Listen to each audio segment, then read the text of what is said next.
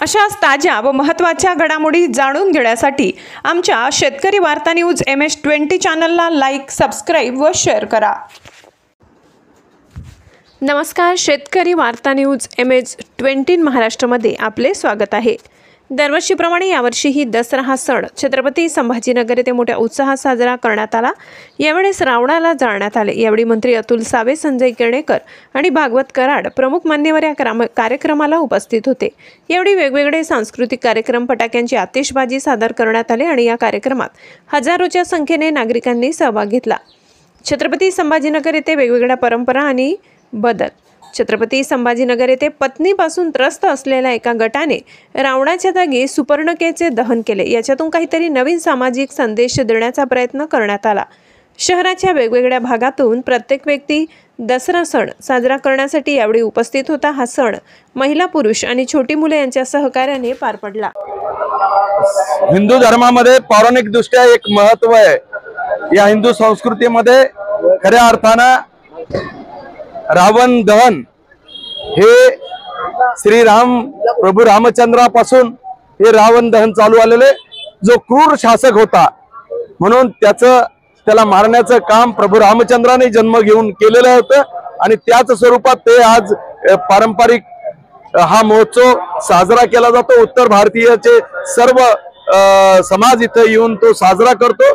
निश्चितपणे खऱ्या अर्थाने आजच्या युगामध्ये जे क्रूर होते त्यांना मारण्याचं काम, त्यांना संपवण्याचं काम हिंदू धर्मामध्ये केलं जातं। त्या पद्धतीचं प्राथमिक स्वरूपात आज रावण दहन केलंय। तसं आमच्याकडे उदाहरण द्यायचे तर बऱ्याच गोष्टी आहे। खुलताबाद मधला औरंगजेबाचं थडगेच याचं उदाहरण आहे। जो क्रूर शासक होता तो संपवण्याचं काम सातत्याने सनातनी हिंदूने केलेलं आहे। त्याचं एक स्वरूप इथं प्राथमिक दृष्ट्या आपण दाखला दिलेला आहे। परंतु आता सध्या आपलं आय लव्ह यू म्हणजे बॅनर लागत आहे आणि त्यामुळे कुठे वातावरण दूषित होते, कुठे समाजाला घेऊन काम होते का? जे जिहादी या संभाजीनगर मध्ये अराजकता पसरवण्याचं काम करण्याचा प्रयत्न करेल त्यांना उदाहरण आहे की हे छत्रपती शिवाजी महाराजांचा महाराष्ट्र आहे। हा छत्रपती संभाजी महाराजांचा महाराष्ट्र आहे आणि खऱ्या अर्थाने अशा जिहादियांना आम्ही तर औरंगजेबाला गाडलं, शाहिस्ते खानाला 3 बोटं कापून पळवलं, अफजल खानाचा कोथळा बाहेर काढला। आजही खऱ्या अर्थाने औरंगजेबाचं थडगं हे खऱ्या अर्थाने हे निशाणी आहे। जे जिहादी असतील त्यांचे थडगे उभे करायला आम्हाला काही वेळ लागणार नाही।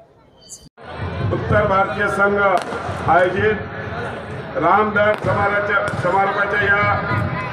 समारोहाच्या या कार्यक्रमाच्या प्रसंगी उपस्थित असलेले आमचे नेते, माजी केंद्रीय अर्थमंत्री डॉक्टर भागवत कराड साहेब, तसेच माझे विधिमंडळात सहकारी संजय केळणेकरजी, तसंच ज्यांनी ही परंपरा सुरू केली म्हणजे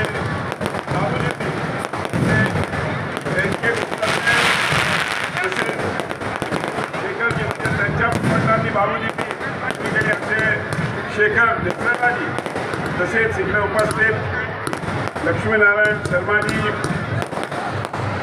रवी माचर साहेब, अरविंद माचरजी, तसेच आमचे सहकारी शिवाजी दांडगे, गणेश जोशी, अमय देशमुख, सुशील सिंगजी, राजेंद्र शाहपुरकरजी, गणेश नावंदरजी, विकास सिंग चौहान, महेश मानोरकर, प्रशांत नांदेडकर, राजेश मिरकर, सुनील शेवाळे, राहुल खराब, प्रिंदाजी जयस्वाल, नितीन खराब, विशाल खंडागळे, सरिताताई बुटकुले, रवी येडके, विलास कोरडेजी, विजय अण्णा, तसेच उत्तर भारतीय संघचे बच्चू सिंग मोदीजी, विनोद दीक्षितजी, बच्चू सिंगजी राजपूत, सुरज सिंगजी सण आहे।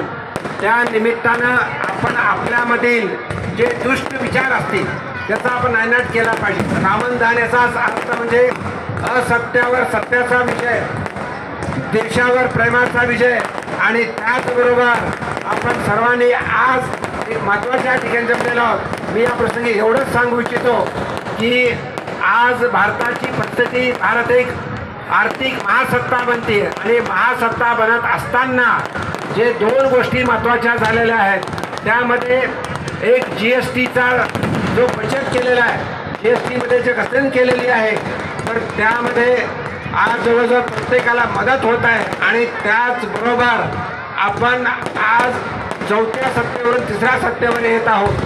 हिंदुत्वाचं जसं संजयजींनी सांगितलं की काशीमध्ये काशी विश्वनाथचं मंदिर असेल, अयोध्येमध्ये रामाचं मंदिर असेल,